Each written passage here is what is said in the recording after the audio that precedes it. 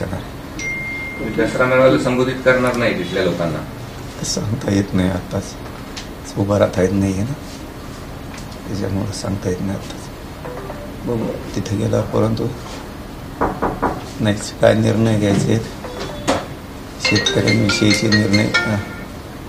शेतकऱ्याला खूप अडचणी की त्यांच्या न्यायासाठी जे निर्णय घ्यायचे ते मंदिरात बसूनच चर्चा करूनच तिथूनच पुढचं शेतकऱ्यांसाठी लढा जाहीर करणार.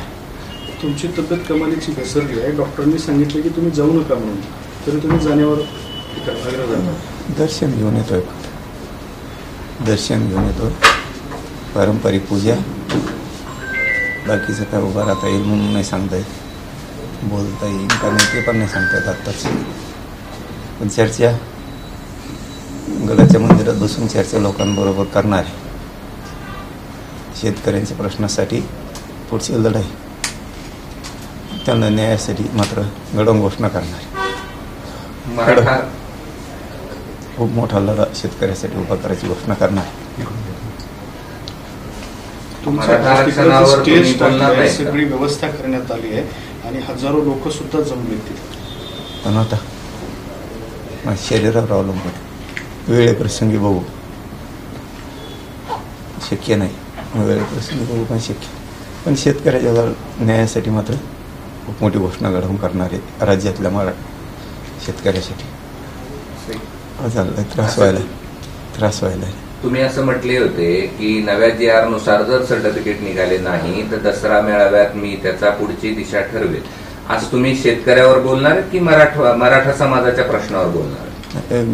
गडावरून मी समाजाचं बोलत नाही, पण GRचं मराठ्यांच्या आरक्षणाचं होणार, ते काय राहणार.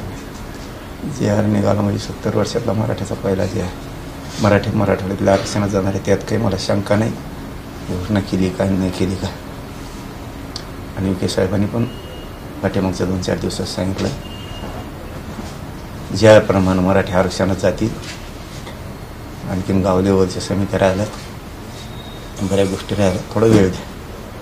त्याच्यामुळं काही शंका घ्यायचं कारण नाही. आणि आम्ही लढायला खंबीर आहेत. मराठवाड्यातले मराठी, पश्चिम महाराष्ट्रातल्या आरक्षणात मी घालणार.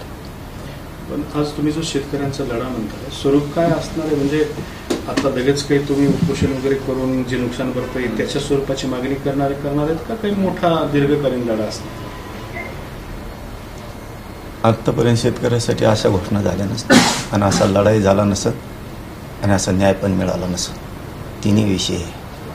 असा लढा उभा राहिला नसत, असं कोणी घोषणा पण केली नसत आणि शेतकऱ्याला असा न्याय पण कोणी दिला नसत. एवढ्या मोठ्या घोषणा होणार आहे. थँक्यू.